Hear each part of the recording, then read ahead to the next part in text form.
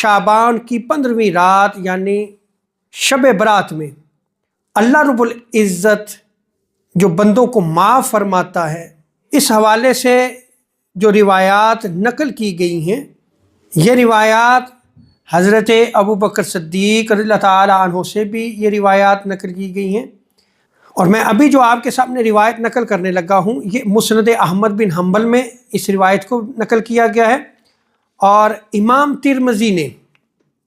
بہت بڑے عظیم محدث ہیں، انہوں نے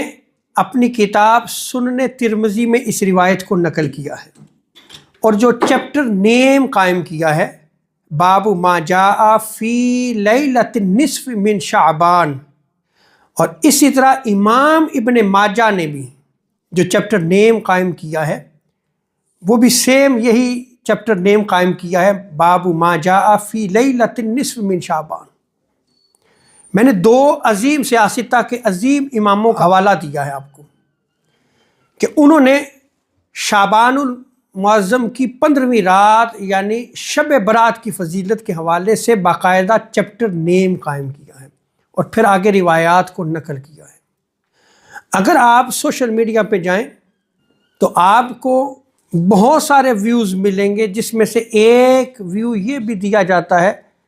کہ جو شب برات ہے اس کا کوئی کنسیپٹ نہیں ہے اور اس کا باقاعدہ انکار کیا جاتا ہے، لیکن آپ عظیم محدثین کی طرف دیکھیں کہ ان کا عقیدہ بھی یہی تھا جو آج اہل سنت و جماعت کا ہے۔ وہ شب برات کی فضیلت کے حوالے سے اس باب کے تحت، اس چیپٹر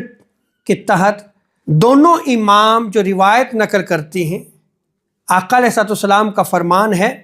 کہ آقا علیہ السلام نے ارشاد فرمایا کہ شعبان کی 15ویں رات